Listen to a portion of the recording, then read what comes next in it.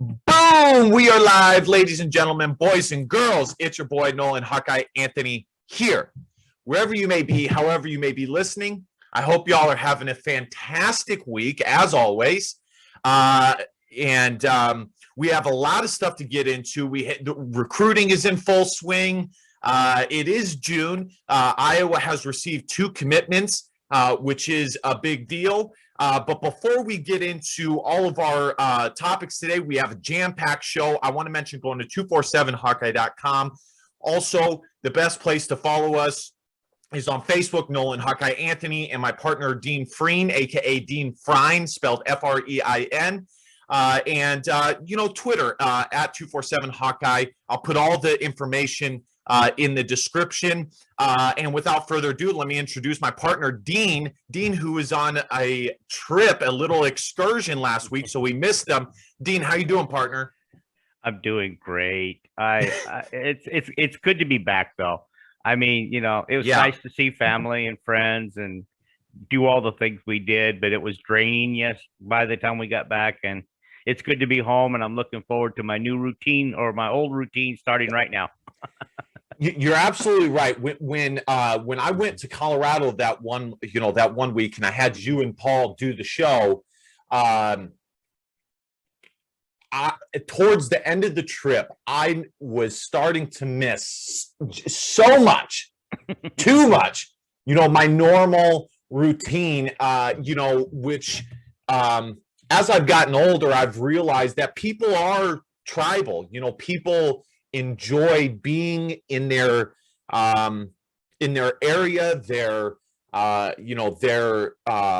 domain, and things like that. So and then we also missed you on the show. I missed you last week, but I understand, obviously you had an engagement. How was going to Iowa? How was that?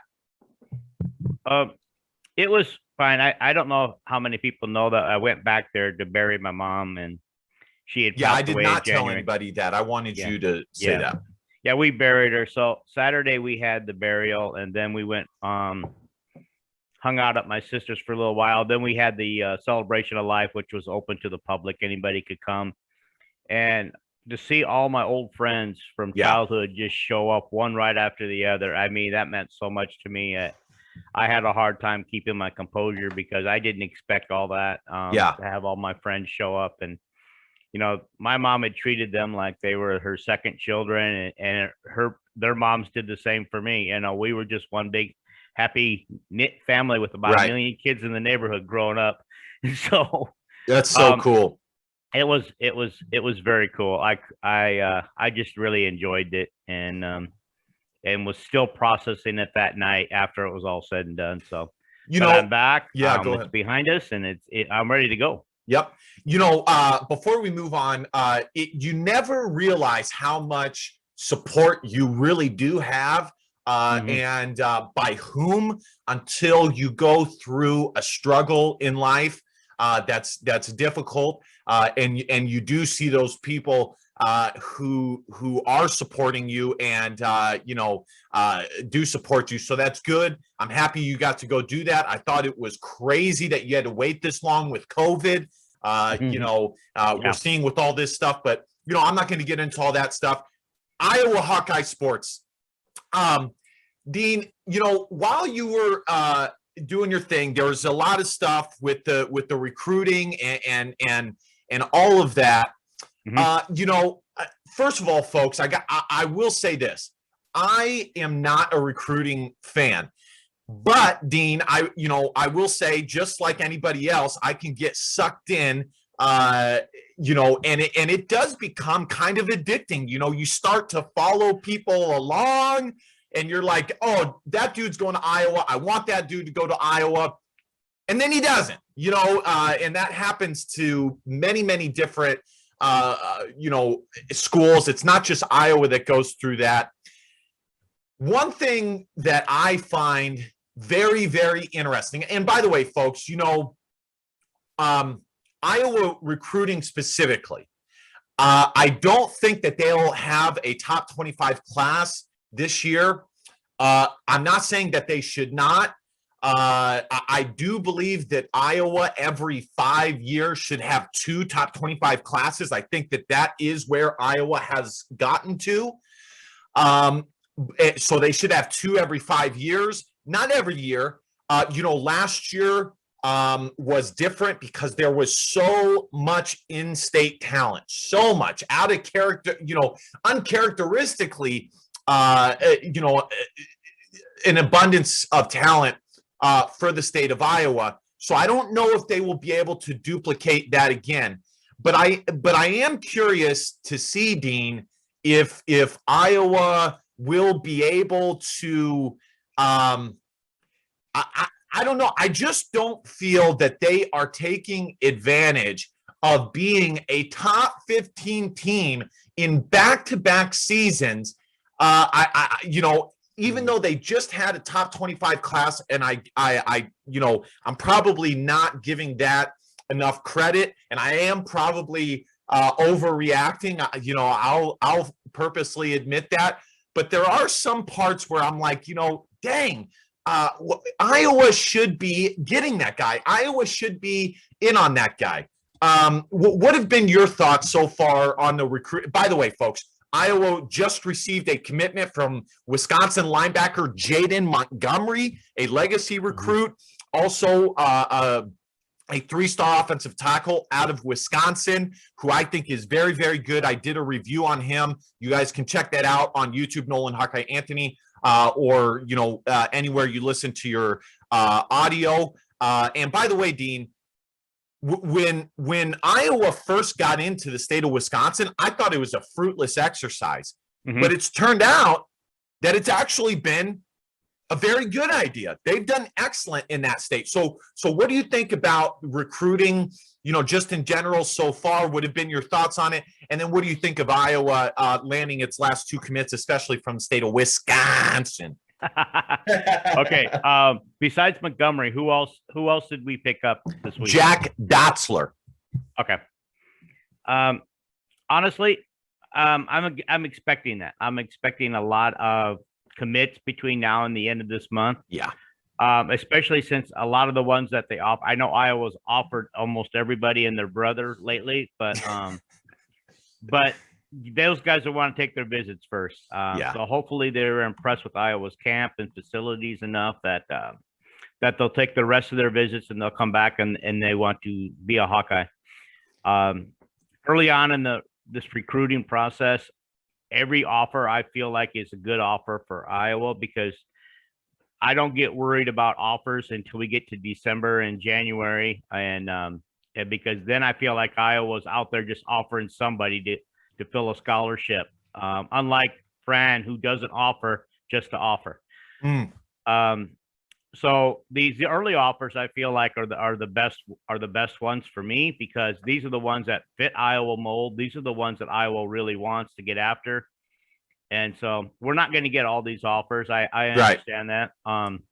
Which is why it's kind of hard to follow recruiting, because because you follow these guys and then all of a sudden I've committed to Iowa State. I've committed to Michigan. Penn State. Like, a recent one just happened where Iowa was the favorite to get this guy. Then he goes to a Penn State camp. Boom, it's done. Recruitment over. It's crazy. Yeah. Right. And I know we're going to talk about that later. What do we got to do to land these recruits over some of those other schools? And, we'll talk about that. I got some ideas, but like I said, the early offers I really like. I like all the early offers because these are the guys that can make Iowa win, that can take Iowa to the next level. Yeah. But we won't get them all.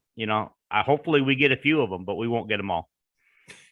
Yeah, Dean, I agree with everything you just said. And, this year, the recruiting is going to be much more emphatical than any other year, just because of, last year, there being so much time away and all of that. But specifically for Iowa, at this point, I do have some expectations. I do think that there are certain things that should be taken advantage of. I'll put it to you guys. I'll put it to you guys this way. I think that no matter what, Iowa should probably have a top 35 class. I think that, me and Dean did a prestige ranking, and I think I put Iowa third or fourth. I think you put them one spot below. I think you had Wisconsin just slightly ahead of them. And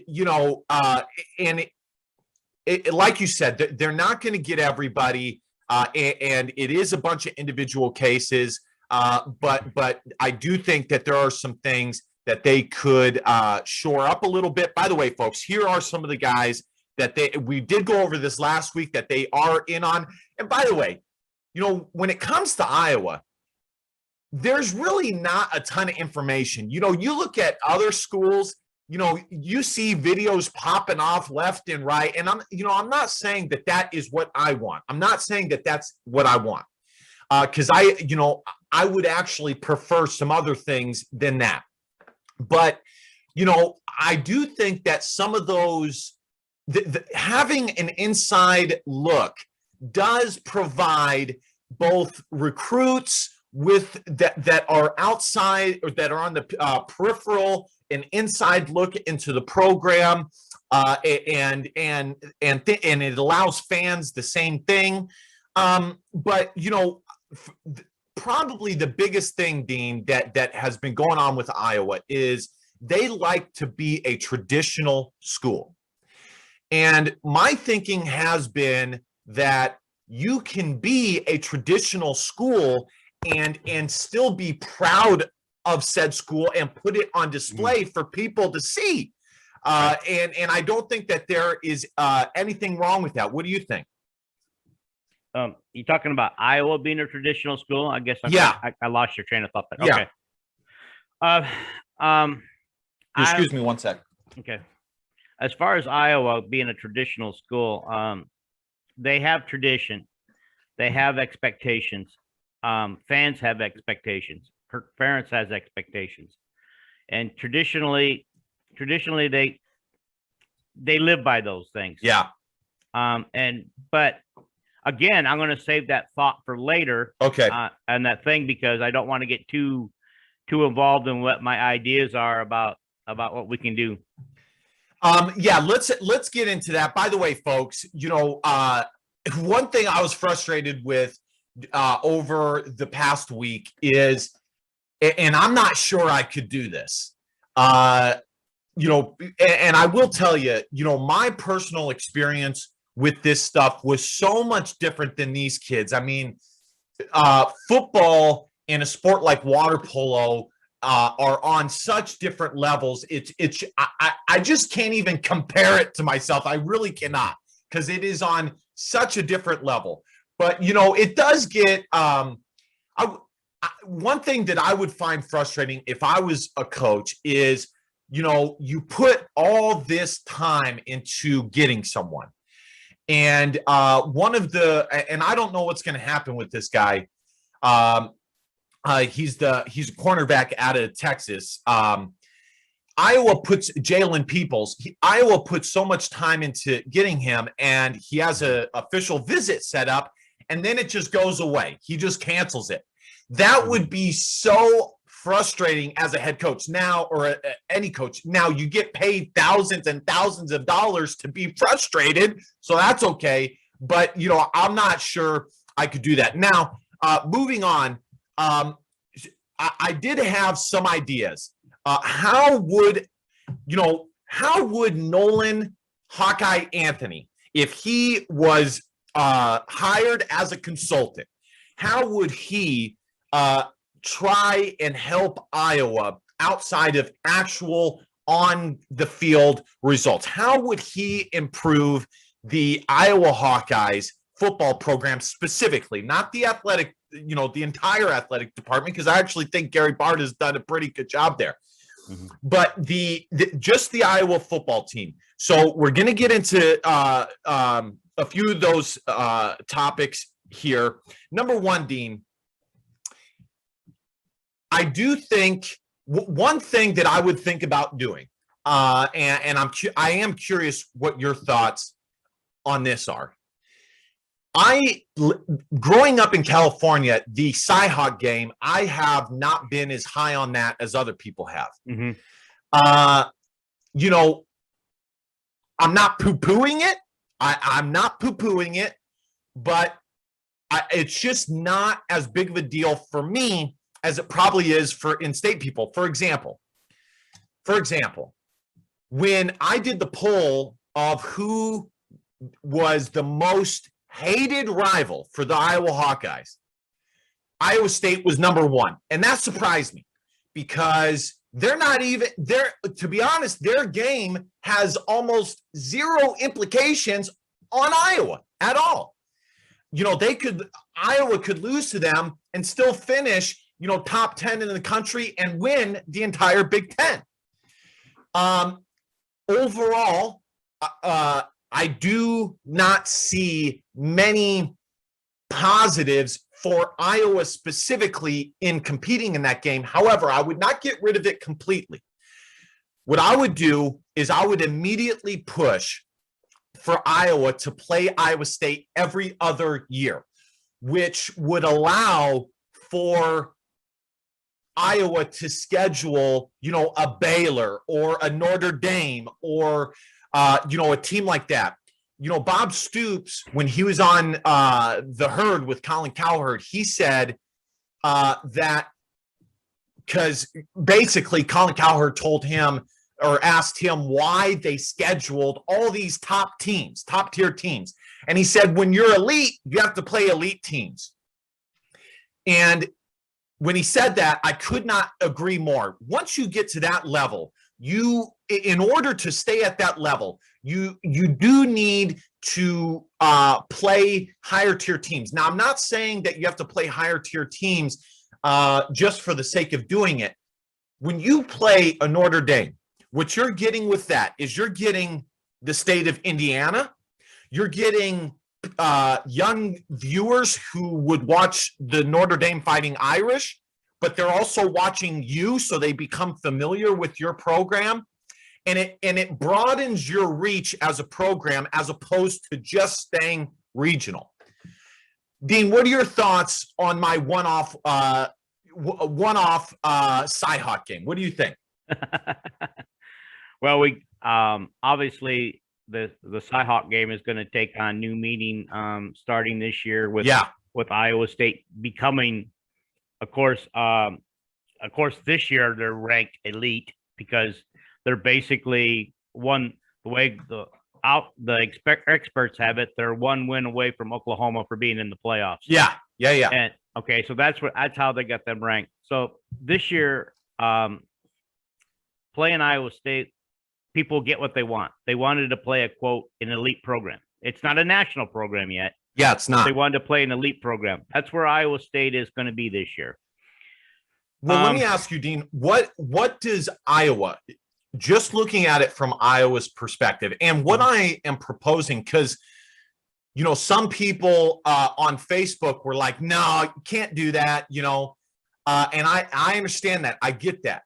But when people tell me no, it's not as though I'm saying get rid of the game. I'm not saying that. I'm saying 1 year, one on. So out of every 10 years, you play them 5. Also, I never really hear what the positives of playing Iowa State is. I know it's good for the state, and I do have a lot of empathy for that. I do. It is important to keep the state of Iowa strong. You know, living in California, I probably know that better than most. It is important to keep your state strong. But I just, when I look at the game, I can see a bunch of advantages for Iowa State in the game and not so much for Iowa. You know, what would be the advantages for Iowa in playing that game? Okay. Most of the time there is no advantage. Yeah. It's just another win. This year, if they beat Iowa State, that will help Iowa jump for wherever their ranking is, and because they won't be top 10 right away, but that could help Iowa jump into the top 10. Yeah.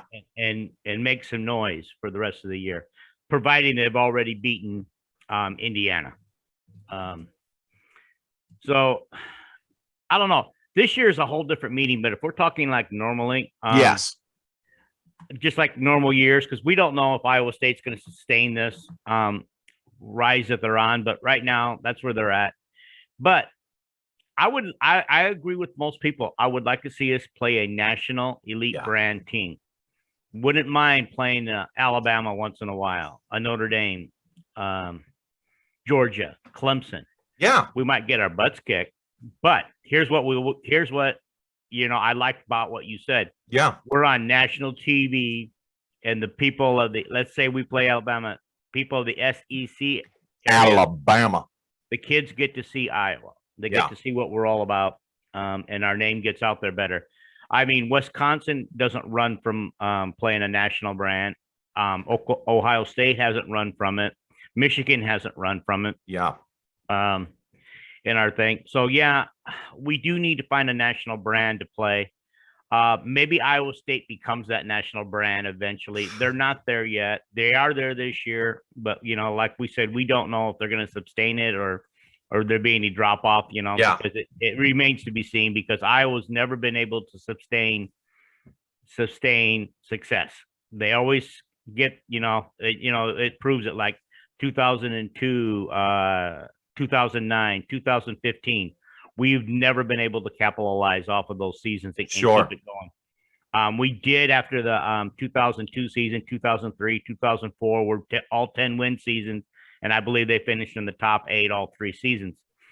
But so it is very difficult for if it's hard enough for Iowa to stay elite like that, it is very difficult. It would be very difficult for Iowa State to do the same. And quite frankly, I'm not even sure, me personally, I'm not even sure how much I believe in how good they are this year. Now, it doesn't really matter, because when they play Iowa, they're going to be ranked, and that's all that matters. But overall, I just, in this game, all I see are negatives for Iowa and very, very, very few positives when it comes to when it comes to the Hawkeyes. I don't really see any positives in them. Outside of taking care of the state, which is a big deal, I'm not going to lie, which is why I would not cancel the game. But overall, I just don't see very, very many positives for them year in, year out. I see so many more positives in playing a different national brand. I loved it when they played Arizona State. I love that. Heck, I liked it when they played Pittsburgh. I love those games. Those games were awesome. So that's number one. And obviously, I'm not sure if I would do it in that particular order. The other thing that I would do to lift Iowa up is, and I've talked about this before, if I was Kirk Ferentz, I would go out or put up a bulletin board and say, hey, we want someone to provide some content for our program. And I'm not even talking about risque stuff or fringe stuff. I'm purely talking about, the Iowa Hawkeyes working out, providing, a look at the facility. What Tyler Goodson is doing is so good for the Hawkeyes. I guarantee you, folks, that there will be so many people that see his content and will hear the Iowa Hawkeye name that they otherwise would not have heard. And that is a big deal. You can't even put a price tag on that. Well, actually, you can. But currently, T. Good does not receive a price tag for it, but he will soon. But it is important, and really what providing content does, and really how I like to think about it is displaying your school so that other people who otherwise would not know about your program, aka recruits, can just type up Iowa Hawkeye football on YouTube. Boom, they have an inside track into the school, what it looks like, Mhm. videotaping Iowa City. Oh, that's what Iowa City looks like. Man, I thought it looked like that. This is crazy. That's what the nightlife is. Man, that stuff matters. It does. I was listening to Ohio State thing, and it was two former players that were talking about this stuff, and it was Cardell Jones. It's shocker he didn't become a really good NFL. He went to Ohio State, which that means everything, but he only played in 11 games. So I don't think it's really shocking to most people, but he's still a good guy, and they were talking about, in a nutshell, just how important it is if you want to get the guys you want on campus to show them that when they come to your school, that they will have a good time, and whatever, within reason, obviously, whatever that. And when I say have a good time, I don't fully mean partying and all that. If you're a hunter, will there be other guys on the team you can hunt with? If you just like to chill and play video games, will there be a spot for you to do that? And then obviously, let's say the example I like to use is that I've been thinking about is, if you're a player in the South and you catch Tyler Goodson's video, it provides you with so much more of what Iowa is that kid would never otherwise get unless he officially visited, the University of Iowa. So that's number two. I think Iowa needs to put their program on display more. The third thing that I would do to improve Iowa is hire a team or a group that their sole job is to raise money to keep up with the facilities. I would try to, every 5 years, I would try to have some decent size renovation to keep up with what's going on around the country. But every year, I would just try and do, a little something so that you're maintaining it, as opposed to, going 10 years without doing anything. Then you're so far behind, and doing this huge, massive takeover really only makes you average, and it costs millions and millions of dollars. My guess is it's way cheaper to, just keep up with the facilities. Outside of the cost, Iowa football is the most important thing to the University of Iowa. And whatever can make the football team better is worth the money. Because in football, when you put the money into it, you will get out of it, for the most part, the money that you put into it. The last thing that I would do is I would create a group that recruits just JUCO and the transfer portal, nothing else. Which, on a side note, the JUCO and the transfer portal is, I don't really look at that for Iowa as a major thing that they need to, reinvent. What I look at it as is that the JUCO and the transfer portal is a way for them to every year round out their recruiting or their team with more depth. Depth matters, and that's what that does. And I think that that's what they should do. What do you think about those ideas, Dean? And then obviously, you have yours. What's going on? Yeah. Okay. Well, one of my ideas is that we've got to up our recruiting targets. Yeah. And you just gave a whole list of ideas how that can be done. Yeah. Which I appreciate, because I really hadn't figured out how we could up our game in recruiting. Not that a top 25 class last year was a bad thing, because that's a good thing for Iowa. Yeah, of course. But when I compared to, like, let's say Ohio State, their recruits coming in this year, that their current freshman class or will be freshman class,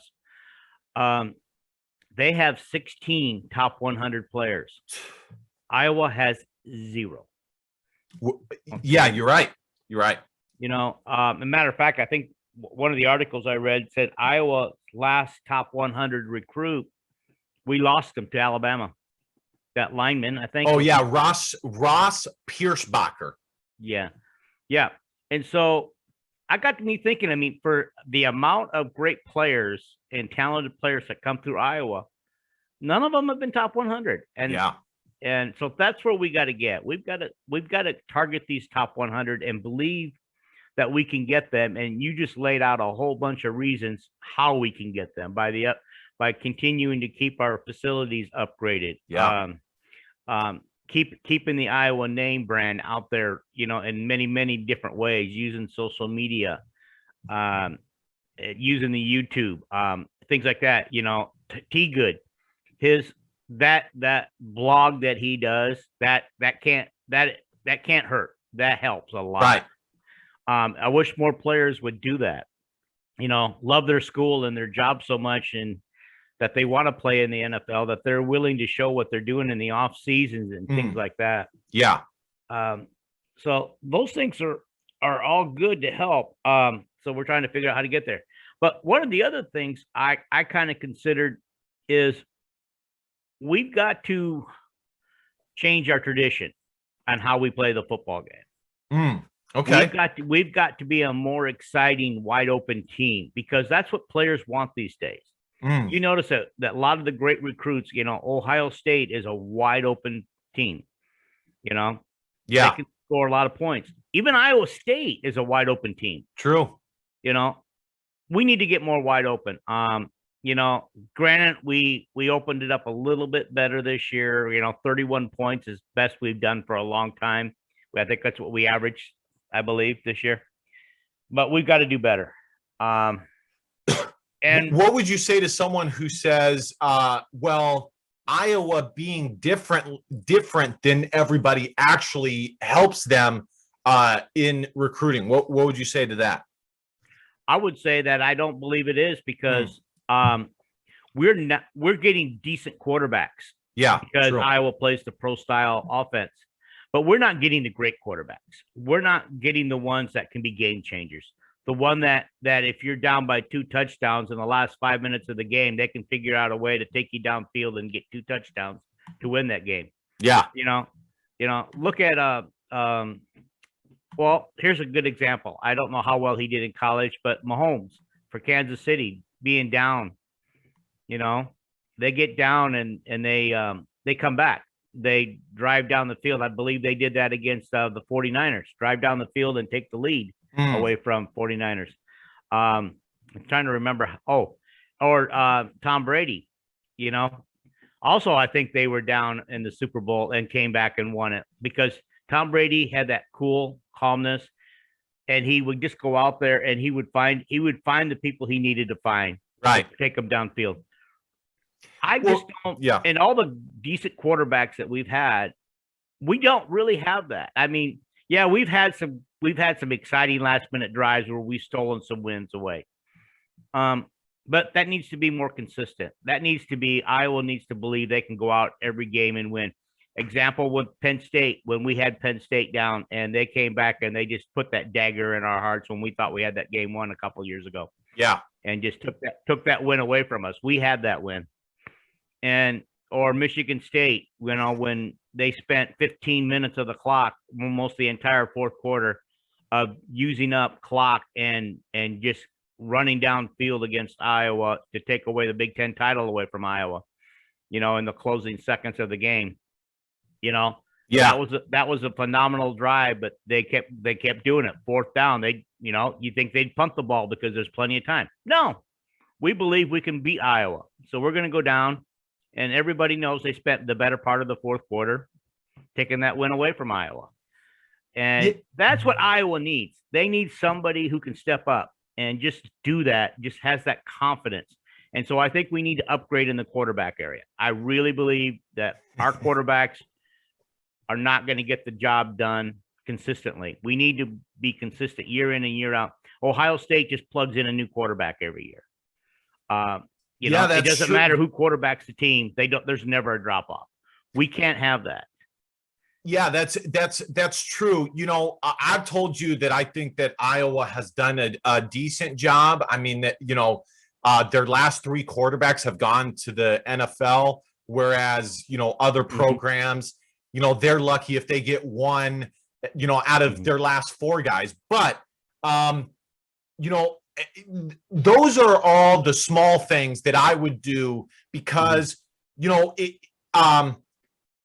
when I look at how Iowa can improve, that I don't really, obviously the on the field stuff matters, but I don't know. I think Iowa is pretty solid there. It's the other stuff. How does Iowa get their talent better immediately? Meaning, how do they get more talented guys to come in right away? And I will say, I don't think Kirk Ferentz has done a great job there. I don't think in that spot. I think he keeps Iowa down too much. And I do have a problem with that. It's one thing to be humble. It's another to go out of your way to, kind of keep the thought of how good Iowa football can be completely down. One thing that is unreal. For people that think that Iowa can't get there. Yes, they can, folks. Clemson. I'll give you three examples of teams that were further down than Iowa, but upgraded in the peripheral things and became amazing. Clemson, okay, folks, they were not even close to what they are now. They were not even close. It wasn't even close to what they are now. Oregon is another example. They've been decent, but they aren't, the staple that they are now. And then, a third team that I've thought about, I had them on the Baylor. That's the third team. Baylor was nothing, folks. They were a small Christian school. And then, they get a good coach and, they're a top 10, I wouldn't say they're a top 10 program right now, but there was a time just about 5 years ago where they had risen to such lengths that, it was incredible. So, there's always aspects that the school can, the program can always get better. Kirk Ferentz is not perfect in every regard. There are things that he could do better. And, there was a different Iowa podcast where they were talking, about what would be the sales pitch to get certain guys to Iowa. And I'll say it what it is right now. Okay. And what I'm about to say will make you think, why the heck is Iowa not doing better? Okay. Iowa, if you come to Iowa, you will get a historic coach. You will be coached by one of the best to ever do it. Number one. Number two, if you come to Iowa and you become a starter, I can almost guarantee you will become an NFL draft pick. You look at our track record. Anybody who's a starter for us, boom, we turn them into NFL talent. The third thing I would say is, you're going to come and you're going to play in front of one of the best fan bases in the entire, United States when it comes to college sports. And then the fourth thing I would say is you're gonna have a good time here. And I don't know how you can get better in that sales pitch. How was that sales pitch, Dean? Was it good? Sales pitch was pretty good, except they're going to start questioning Kirk Ferentz's longevity when you say come play for a historic coach. They're going to say, "Well, coach, will you be here by my senior year?" Yeah. And at this point, I don't think Kirk Ferentz can honestly say, "I'll be here your senior year." Yeah. That's a great, that's a great point. However, I do think that Kirk Ferentz would do something similar to Mike Krzyzewski, where when he sees that it's very close to the end, I'm not for sure that he would do this, but I do believe that he has a good heart to where he would do this and plan for the future. I do think he would say, hey guys, I'm going to coach Iowa for 1 more year, 2 more years, get a place installed so that when I'm out, you guys can hit the ground running. So I do think he would do that. But that's a great point.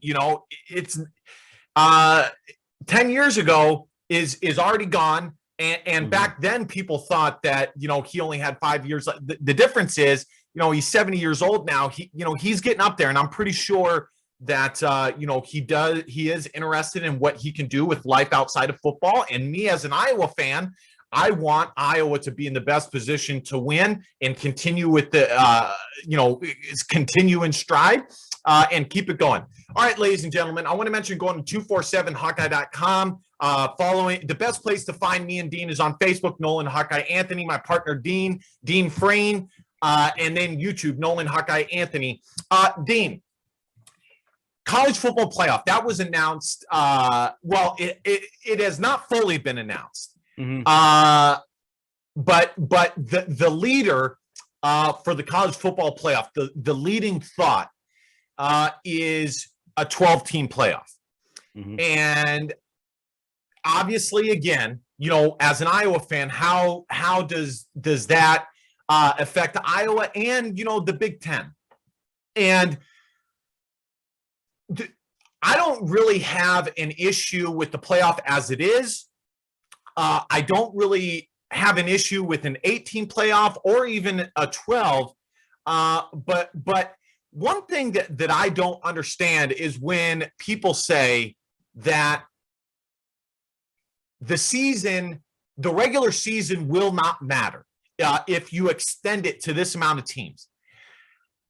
I don't really understand how that's the case. I think that many people are saying, well, if you expand the playoff and we don't get in our team, which has no chance of getting in, the season means nothing. Kind of like college basketball. I wholeheartedly disagree with that because football is the sport of college football is so much different than college hoops. First of all, college hoop has 64 teams that get in, which is most of, and then on top of that, the NCAA tournament has been the creme de la creme for years. Football has bowl games, which are just as highly recognized as the college football playoff. I'll say as an Iowa fan, if Iowa doesn't make the college football playoff, it's not, I'm not thinking to myself, man, this season meant nothing. I haven't even when Iowa missed it a couple years ago, I didn't even think that, because these other things like playing in the Orange Bowl or in the world of college football and fandom, the small things matter. The small things of what a team, for example, Iowa being top 50 in their offense. That's such a small thing, but it matters. Them finishing on a 6-game win streak, it matters. However, when it comes to the college, so I'm not sure why people say expanding the playoff would make the regular season meaningless. I'm not really sure. I understand that. If you understand it, Dean, please let me know. But in general, what do you think about the college football playoff right now, and the thoughts and the proposal there? Well, the thing that bothers me the most is, first of all, let's just say that if they did do that, Iowa should consistently make the playoffs. But I don't like it because I believe the first game against the bottom eight teams in that all have to play at home. That's 4 games. All have to play at home. One of the teams would host. One of the teams would host the games at home, right? And then the rest of the game, the winners would all move on to move on in the playoffs, but also using the bowl system like they do now to carry on. Well, let's say Iowa is number 12 and they play their game. They played against the number 5 team in the playoffs. So they go on the road. They lose that game. They don't get to go to a bowl game. I would rather keep the system that we have, because if Iowa finishes number 12, they get a decent bowl game against a decent program, right? Yeah. They might even still end up playing the number 5 team, right? In that playoff scenario, but in a decent bowl game where our fans can travel.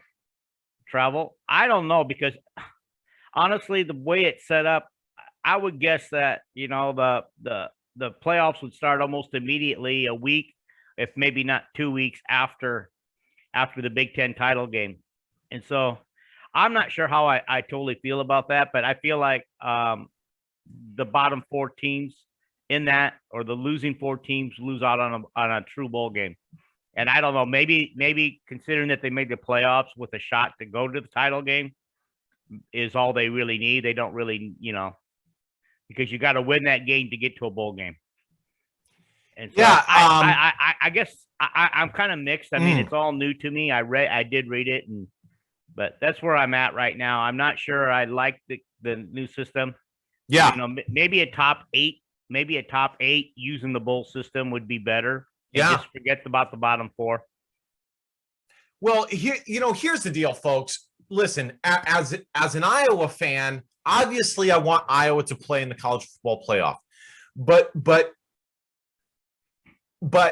for me, I'm not saying that I, have normal thinking and y'all have crazy thinking, but for your team, the top 4 teams are so far and above the rest of the team. It's just, I don't know. I don't have an issue with the way it is right now. Those teams are far and away better than everybody else. They are. And what we're trying to get is a winner. And, the best team in college football always, they win. And, I don't really see how this would affect Iowa. Me as a fan, if the only thing that I can think of, Dean, that this would affect Iowa and Iowa fans is if Iowa goes 9-4, and in the current system, they would not make the college football playoff. Okay, even if they won the Big Ten title game. If you extend it to 8 teams, the Iowa going 9-4, they would still get in. And let's say Ohio State goes 12-1 and deserves to get in, they would also get in with an at-large bid. And I understand that argument. The problem is that I can't really think of a time that there, with the current 4-team system, that there has been a ton of issues, and I don't really see how it really helps my team specifically. But obviously, Dean, this is about money, and they are making a power grab. That college football and the NCAA is, and I'll say it, if they move to a 12-team playoff, it will become a big deal. I think people are already kind of getting bored with the 4-team as it is.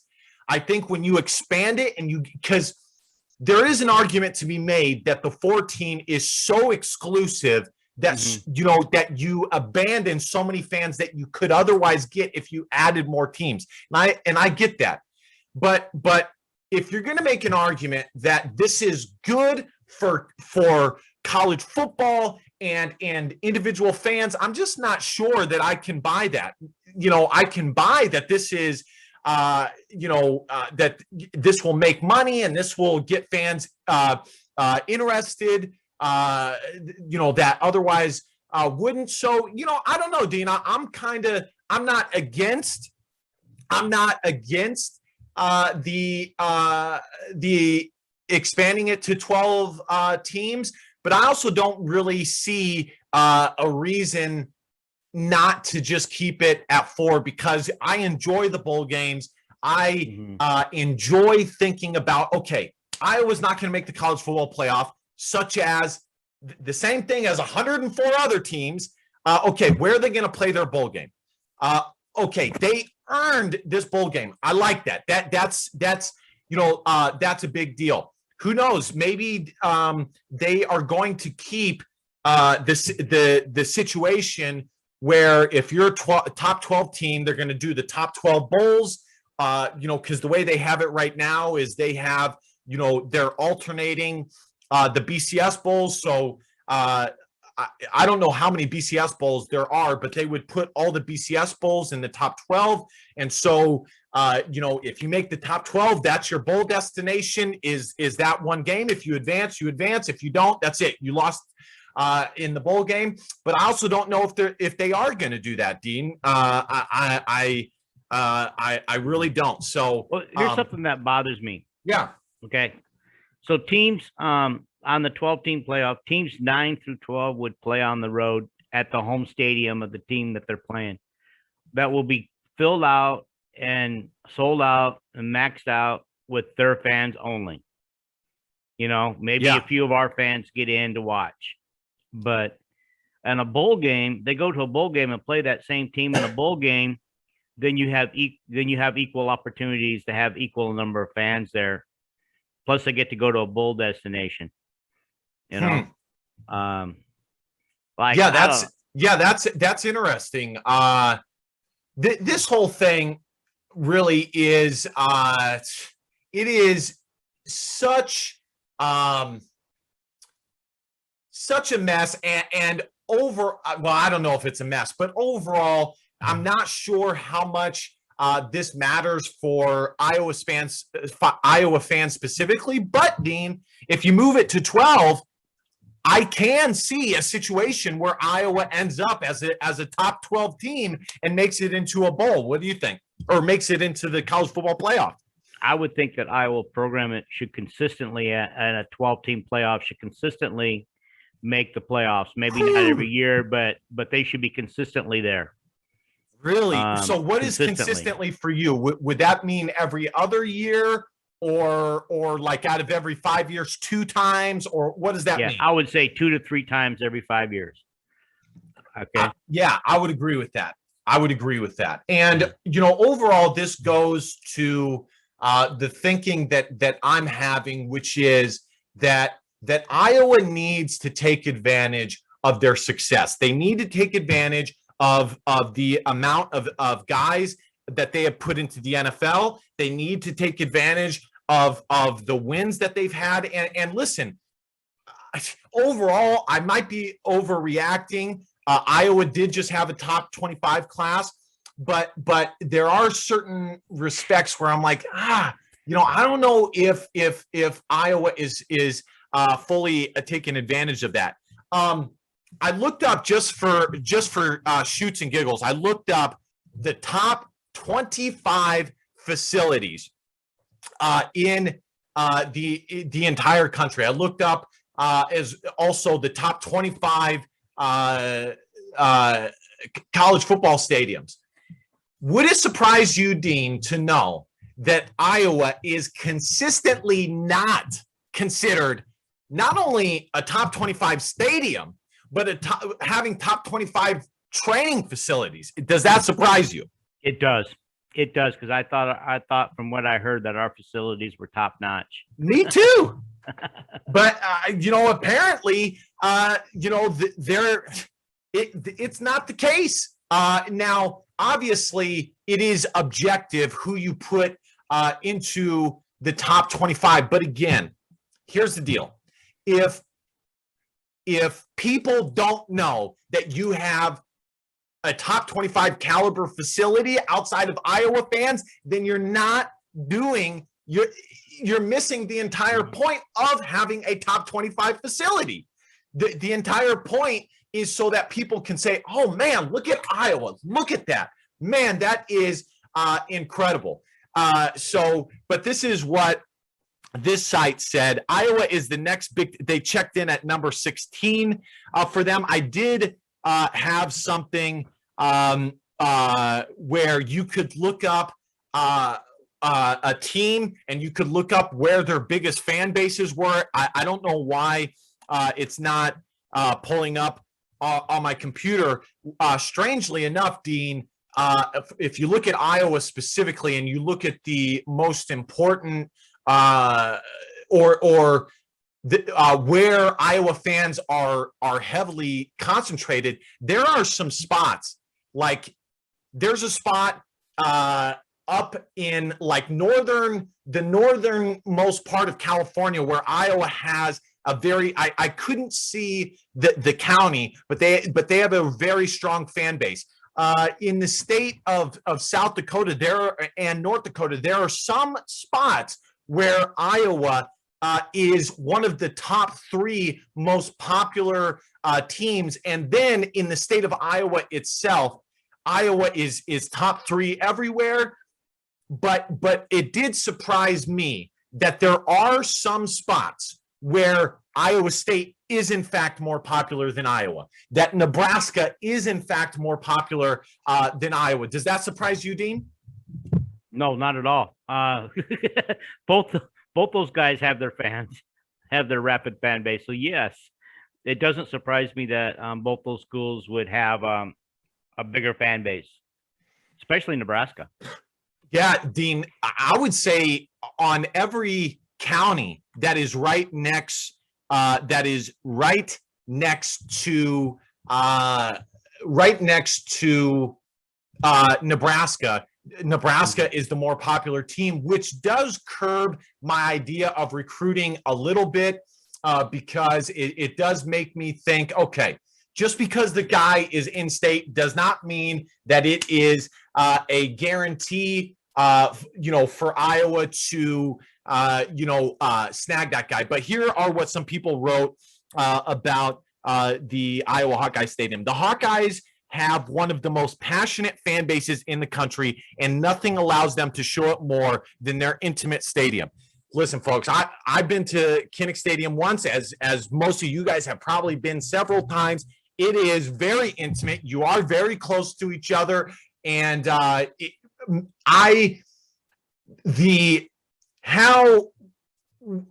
how close all of us were when I didn't even know a single person that I sat next to was so awesome. I got to know everybody around me. They got to know me. And matter of fact, that's how I met the guy who runs an FM radio station in California. He sat right behind me and we just shot the breeze. And then before you know it, I'm coming on his radio show, talking about the Iowa Hawkeyes. Speaking of which, Dean, I did get, this is a slight brag, but I did get a little follow from Sherman Dillard. I do think it was accidental. And what I am running into, I really do. Have you ever been followed by like a high person? Well, I don't know, a high person, but someone who's in public light. Have you been followed on accident? Because I've seen some people where like Beyonce gives them a follow on accident, and some of the stuff that you see on their stuff is pretty crazy. Has that ever happened to you? I can't say that it's happened on accident. When it has happened, it's been intentional. Yeah, I increasingly I am concerned about what I retweet. I am, every time I think about retweeting, I go, will Sherm Dill, will he unfollow me for this? I don't know if I should put it out. So, but I'm not sure that's a good train of thought. Anyways, Kinnick holds over 70,000 screaming Iowa fans, and opponents feel that volume on top of them, with thinner sidelines to make visitors even more uncomfortable. The stadium is also towered over by Children's Hospital, where sick kids can watch the game from the top floors. I think that's one of the coolest things about the University of Iowa. By the way, when I was talking about what Iowa can do to improve the team, there are some things that Iowa does that is them and them alone. Some of the band songs, they're well-known songs throughout the entire country. The wave is as traditional and as historic as it gets. The Tiger Hawk is as iconic as it gets, and those things matter. Having iconic stuff. When I look at some of the recruits and they're them dressed up in the Iowa gear, I just think to myself, man, that is clean. Man, that jersey is clean. Kinnick's proximity to the hospital started one of the sweetest traditions, with the entire crowd turning toward the children at the end of the first quarter and waving. What do you think about that, Dean? Oh, I love it. I love it. I just think that that tradition is going to be just keep snowballing, and it's gone to the point now when Iowa goes on the road that even the opponents are waving at the end of the first quarter. Yeah. Yeah, I find that very, very, very cool. This is what somebody else said. Iowa is the next Big Ten team on this list. The Hawkeyes rule the state of Iowa and also draw over 70,000 fans a game. That's not true. Usually they're about 68, 69,000. Kinnick Stadium is one of the great home field advantages in the country, no matter how much success Iowa is having on the field. Loyalty sets them apart. While it is not quite on the level of top-tier Big Ten programs, the fan base is certainly near the top of that list. What do you think, Dean? It's probably true as far as the fans go. I mean, we're pretty fanatic. Yeah, Iowa does easily have one of the best fan bases in the country. Again, when I'm talking about improving Iowa, I'm not talking about the fans. The fans are as good as it gets, and there's not much better than you can do there. There was a guy who I saw watched some of the really awesome walkouts in the sport of college football. And yes, some of them gave me goosebumps, but none of them gave me more goosebumps than Iowa coming out back in black. Is just when I was at that game and back in black, you know what? I'm going to pull it up on YouTube. When that came on and they were doing their thing, it seemed like eternity for Iowa to finally run out and do their thing. And I'm not sure, Dean, that I've had a better feeling than that. Honestly, here it is. Here's an example of it right here. Let's see if we can get the audio on this. Here it goes. By the way, after this, folks, I do want to go Athlon Sports ranked Iowa's position groups, and I do want to go over that, and then we will say our last words and get out of here.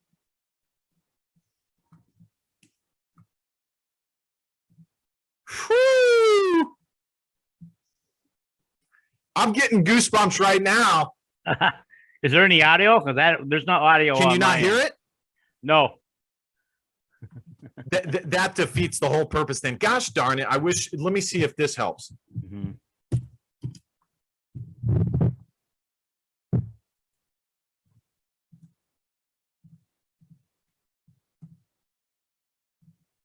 No, didn't help. Darn it. Yeah, I can't get it. But man, does that just look so sweet. I can't even imagine what that would feel like as a player walking out with all those fans on top of you, screaming for you. Folks, water polo was not even close to this. I mean, for God's sakes, we came out in like our underwear. This is like gladiator stuff. I mean, you feel like you could hurt somebody with all this going on, and it really is so cool. And on a side note, I will say that the color schemes that they're able to accomplish, that is pretty crazy. That they've been able to do the American flag. They've been able to do, the gold and yellow. Obviously, I think that stuff is pretty interesting. All right, last thing before we get out of here. This is we didn't even see Iowa fully run out. Iowa Athlon Sports ranked Iowa's position groups within the Big Ten, and there definitely are a few that I disagree with. Overall within the media, Iowa definitely does it. Iowa rarely gets hype, and I'll give you an example. This season, Iowa has so much talent coming back, and to be honest, the energy around them, not only from for heaven's sakes, the FBI has Iowa as long shot favorites in the Big Ten West, and I'm not saying that I fully trust the Football Power Index. Wait, no, I'm not sure it's the FPI. It is PFF, Pro Football Focus. They have Iowa as favorites, strong and away. And that is just how the media.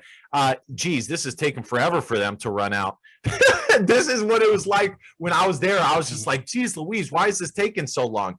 But yeah, the media, I think even Iowa's media, I do think that they tend to be not as energetic as they could be. The offseason is for crazy expectations. That is what it's for. All right, this is what they have, Dean.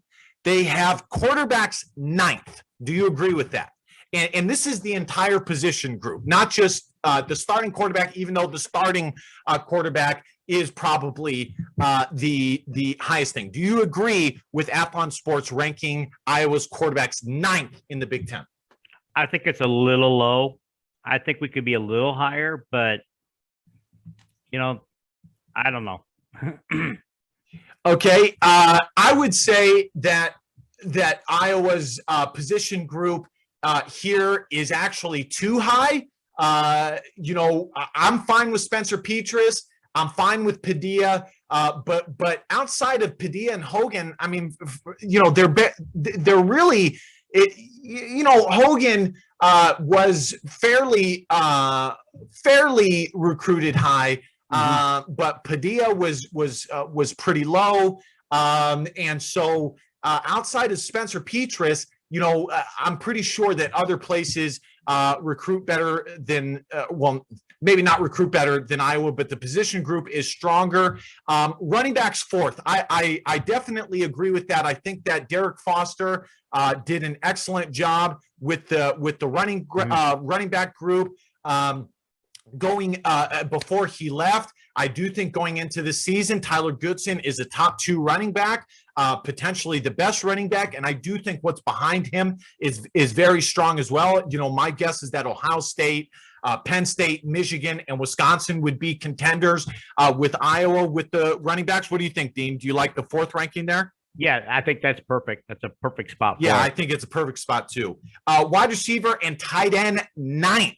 I got to say, I don't like that. I do not agree with that. I think Iowa's wide receiver group is much stronger than the entire conference realizes, and I'm happy with that. If the expectation is lower for the receiving group, then hopefully Iowa can catch some people off guard. I mean, I think Nico Raggiani, aka Nico Regani, and Tyrone Tracy are as good as it gets, and I'm excited about the young talent that Iowa has there. And then on top of that, the tight end position, Sam Laporta is one of the best in the Big Ten. So I'm not agreeing with 9th there at all. I think they'd be top 6, top 5. What do you think, Dean? Oh, obviously, I think they should be higher. And I think because they lump the wide receivers and tight end together, number one, I think tight end could be at least top 2. And the wide receivers, I guess they're just basing it on the 2 guys we got coming back that have any real experience. So let's see what happens when the new guys hit the field and we're throwing that ball all over the field and these guys are catching it. Yeah. We'll see if that wide receiver tight end position stays ninth and doesn't move up quite a bit before the season's over. Dean, most people are sleeping on Nico Reganey and Tyrone Tracy. And the fact is, you could argue that they are, just as productive as the top guys in the Big Ten. But what happens at the wide receiver position is you get young. And then on top of that, it's not just the starters for the wide receiver room that I like for Iowa. I like its depth as well. I think their depth is very talented. Right. And in my opinion, how Athlon Sports ranks the positions here is a perfect indication of how people view Iowa right now. And I'm not saying it's accurate, but I do think it's a perfect example. But yeah, Iowa, Keegan Johnson and Arlen Bruce were 4-star guys. So, I do think it is low, and obviously, especially at the wide receiver position, people get hyped up on new guys coming in. Go ahead, Dean. Yeah, I was gonna say I would certainly love to see an end of the season ranking. At the end of the season, Athlon come out and say, okay, this is what we said preseason. Now here's what we think now after the season was actually played. Yeah, we should at the end of the season, we should do a ranking. I'm going to write that down. We should do maybe not a ranking, but a grade on each of the positions for the University of Iowa at the end of the season. Offensive line is ranked 4th. I think that's about right. With Iowa losing 2 starting tackles, I think that's about right. What do you think, Dean? Yeah, I like that 4th. I like that 4th because of what we lost and what we're having to rebuild there. I think Tyler Linderbaum is probably the reason why we're 4th because we have some unknowns there, and so I'll take that 4th. I'll take that 4th. Yeah, Tyler Linderbaum is considered the best player in the Big Ten by many different outlets, and that is so cool. And his story I like a lot because he went from defensive line to offensive. He probably would have been a good defensive tackle. I think he probably would have been all Big Ten like he is. Now, he may not have the ceiling at that position that he does at offensive line, but it's an awesome story. Linebackers, 5th. I got to say, I disagree with that. I don't think that the linebackers for Iowa are getting the respect that they deserve. In my eyes, this linebacker group is not only one of the best under Kirk Ferentz, but just one of the most talented coming back in general. All 3 guys I see playing on Sundays, when their time is going to come, and especially Jack Campbell, I see as an elite linebacker. What do you think, Dean? I think we should be ranked just a little bit higher. Yeah. The 5th is a little too low because of what we got coming back, the experience that we've got coming back, and remember, these guys are so talented that they were playing young. These guys played when they were young in these positions, and they're all back. And so I think they should be a little higher, and I think by the end of the season that will prove out. Great point. I could not agree more with that. And then defensive backs 1st. How can you disagree with that? They're 1st. I think that's. Can't disagree with that at all. Yeah. I mean, you could think that they were lower, but I do agree with that. Now, one argument that you could make is that Iowa does not have an elite level cornerback. Now, I think it's possible that they could have an elite level cornerback. I think it could be Matt Hankins. I think it could be Riley Moss. I think it could be Xavier Williams. I wouldn't be surprised. And then obviously they're DBs, but it's hard for me to judge safeties. I don't really know how to judge that position because, they're all, it's just, I don't know how to judge that position. Whereas corner, does the guy get torched on every play, or, is he in every play? So we'll see with that. But as a group, as a whole, you would be hard pressed to find a position with more experience and, for the most part, talent than what Iowa has here. What do you think, Dean? Absolutely true. I just think, by the end of the season, I hope these DBs are still number one, because they're going to have a lot of balls thrown their way, and let's see if they can make a difference, because they got some talented wide receivers they got to go up against. So let's see if we can stop them from catching the ball this year, those guys. Totally agree. And it will be interesting to see how they end the season. We're wrapping up the show here. One thing that I forgot to get to, some of the new players for Iowa hoops talked to the media, and Fran McCaffrey talked to the media. And on top of that, Iowa has a four-star point guard out of Massachusetts who officially visited, and also is has a crystal ball pick to go to Iowa.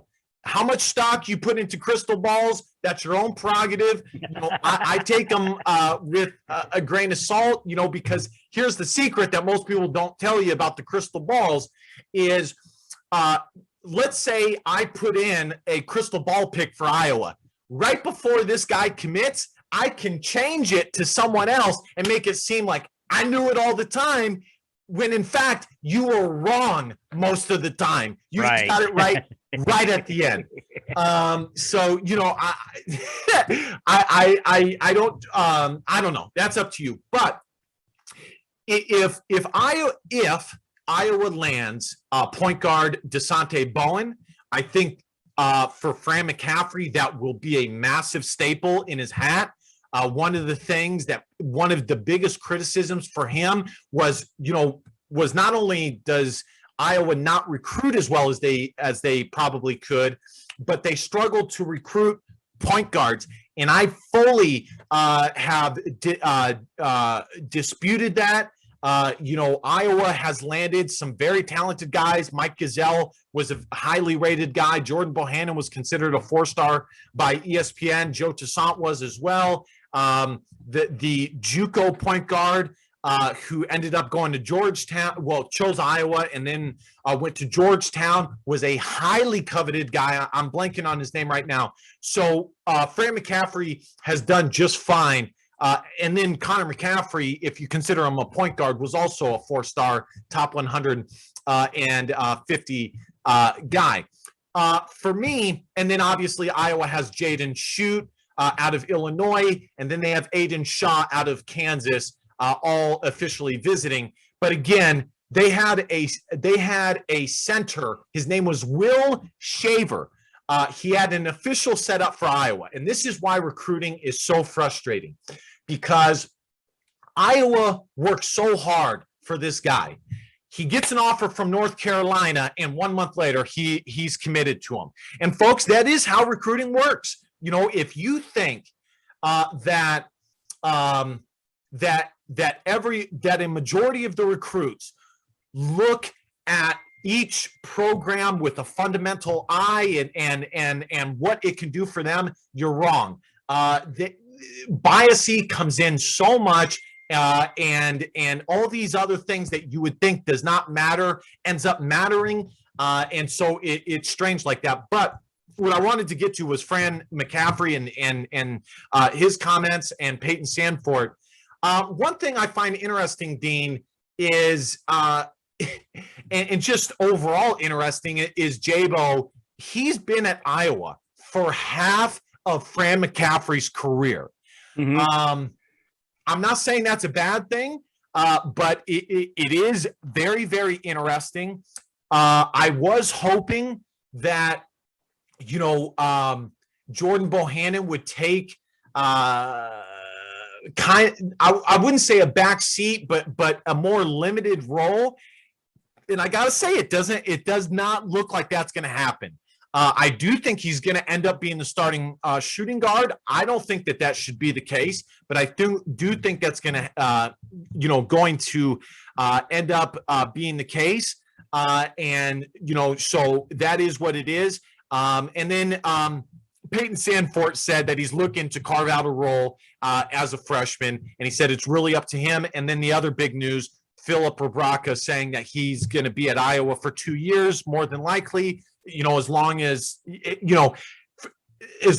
he doesn't have a crazy good season, and then, he has a chance to make some money. But I would rather have him have a crazy good season and go pro than have 2 decent seasons. Dean, let me ask you, now that the dust has settled, how does Jordan being back, how do you view that, and just overall everything that you've heard with Iowa and all of it? How do you think the program is right now? How healthy do you think the program is? I think they're very healthy. Yeah. Now Jordan, he come back under the pretense that he's going to be the off guard, right? Yeah. Shooting guard. However, with both Ulis and Tyler, Toussaint, both being injured, they both might not be ready to go at the beginning of the practice season. They both had off-season surgeries, and so it looks to me like J-Bo's going to be starting out as point guard anyway. Yeah. So, and that probably moves, oh my God, I'm embarrassed that I can't even get the names out today, but yeah, it probably moves Joe Toussaint. Well, not Joe Toussaint. It probably moves Aaron Ulis. And overall, I don't love it. Because in my eyes, you have a fundamental kind of baseline for your program, but also you are constantly evolving and trying to move in an upward direction. And for me, Iowa needed a Jordan Bohannon to get to where they got last year. But if they want to take the next step, they are going to have to move off of him and go somewhere else and see where that can take them. And I to answer my own question, I think that the program is very healthy. I'm excited about the young talent. I think Chris Murray and Keegan Murray are going to be, and Patrick McCaffrey are going to be great. I think they're going to play well with Philip Rebraca. But no, I am not a huge. I'm not a huge fan of this, but overall, it is what it is. With CJ Frederick leaving, it is what it is, and hopefully Fran will have some trust to go with his younger guys. One thing I don't think folks understand is, even though Jordan is older and is very, very talented, there are situations where he has so much film and so much film on him to where how good he is in his 6th year versus how good he would be in his 2nd year with limited film is kind of canceled out. So, I think it's going to be interesting. I really do. If they do play him off ball, let's see what happens. I do think it's possible that it will be good. I have some questions on the defensive side of the ball, but we shall see. All right, ladies and gentlemen, that is the end of the show. I thank you guys so much for listening and hanging out with us. The podcast has been doing great. You guys have truly, truly, truly been amazing. One thing that I am growing or moving more towards is the call-ins, especially in a month like June where there's not, news being rattled off, every 2 seconds, especially with how how closed off the Iowa football program is, especially. So there's not, a ton of stuff there. But Iowa received 2 commitments in the past week in Jaden Montgomery and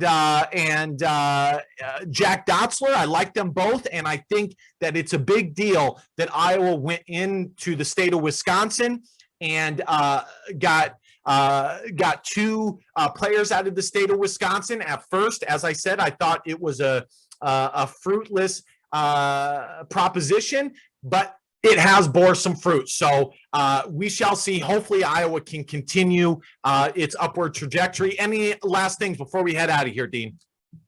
I'm good. Just go Hawks. Amen, ladies and gentlemen.